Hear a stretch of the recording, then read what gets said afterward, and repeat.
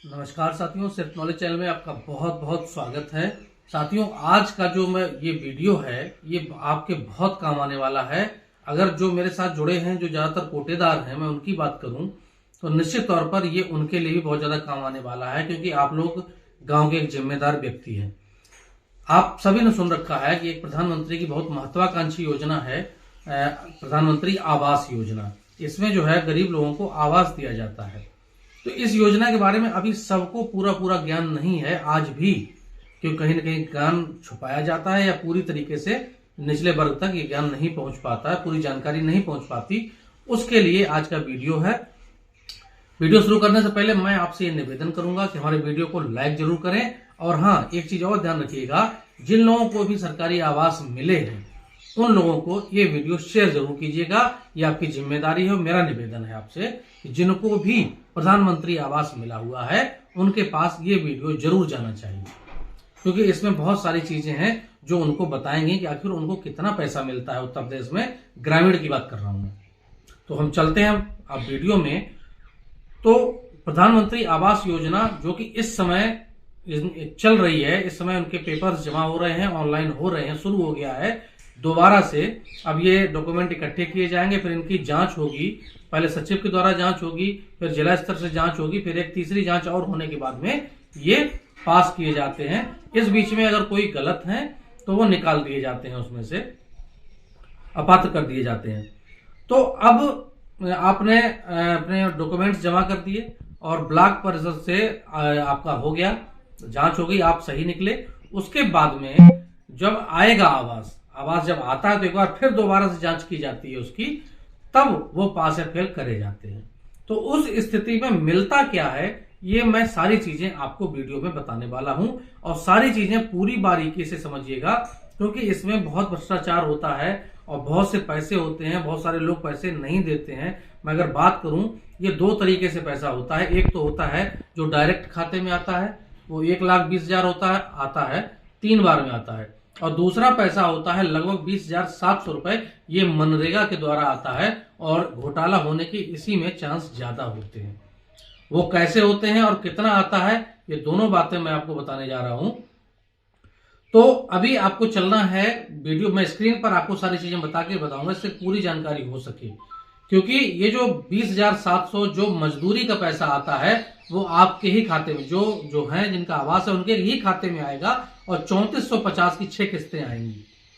लेकिन इसमें होता क्या है कि ये कभी कभी भ्रष्टाचार की भेंट चढ़ जाता है, और बहुत से लोग बीच में ये कह कर कि ये आपका पैसा नहीं है वो निकलवा लेते हैं।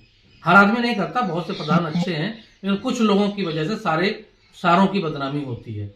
तो मैं यही बताना चाह रहा हूं, और मैं अपने कोटेदारों से, अपने सब्सक्राइबर से निवेदन करूंगा कि आपके यहाँ जितने भी प्रधानमंत्री आवास के पात्र लोग हैं जिनको मिला है, उनको ये वीडियो जरूर भेजिएगा, उनको जरूर दिखाइएगा, जिससे कि उनको ये सारी चीजें पता चलें। हम स्क्रीन पर चलेंगे और आपको सारी चीजें बताएंगे, कै बार में पैसा आएगा और कितना कितना आएगा, और आपके खाते में ही आएगा। चलिए चलते हैं स्क्रीन पर। साथियों देखिए, जब आपका प्रधानमंत्री आवास पास हो जाता है तो जो सबसे पहली आपकी किस्त आएगी, आप समझिएगा, इसमें कई तरीके से पैसा आता है। जो सबसे पहली आपकी किस्त आएगी, आपके खाते में जाएगी, वो होगी 40,000 रुपए की।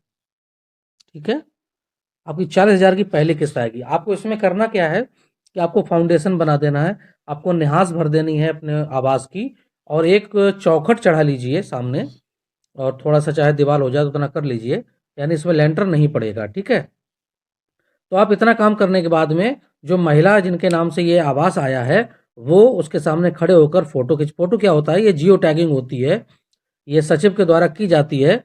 और यहाँ पर आके आपको करना क्या है कि वो आके जियो टैग करते हैं। फिर जो दूसरी किस्त आपकी होगी, वो दूसरी किस्त आपके अकाउंट में आएगी 70,000 रुपए की।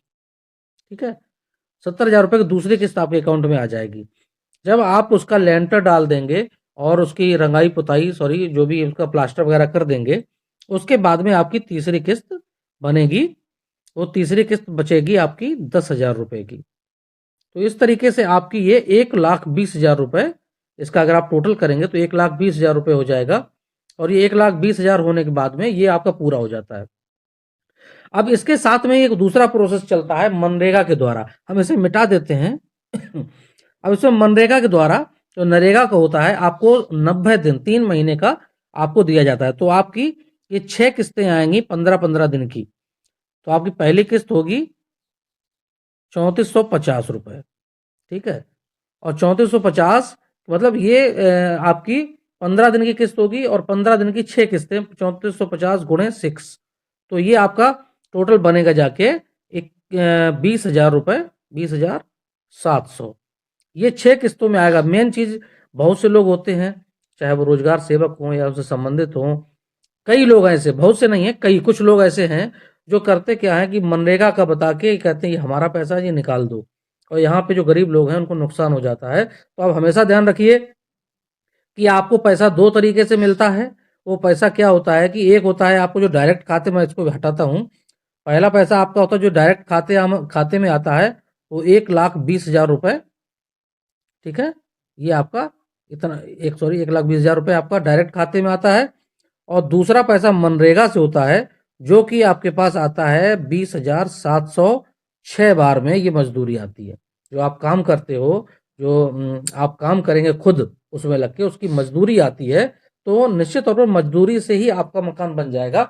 और जो 1,20,000 है ये आपका टोटल आपका पैसा आपका मटेरियल में खर्चा होगा और आपका एक अच्छा मकान बन जाएगा। तो ये बहुत ही आवश्यक चीजें हैं जो मैंने आपको बताई, और मैं आपसे उम्मीद करूंगा कि ये चीजें आपको समझ में भी आई होंगी और आप मेरा सहयोग करके आप इन चीजों को शेयर भी करेंगे। तो मेरा निवेदन आपसे मुख्य यही है कि आप इसे शेयर करें। और शेयर किसे करें? जिन लोगों को ये प्रधानमंत्री आवास मिला है अथवा मिलने वाला है, ये दोनों चीजें आप शेयर करें। जरूरी है ये, आप जब उनको बताओगे तभी उनको मिलेगा, उनको अपना हक मिल सकेगा।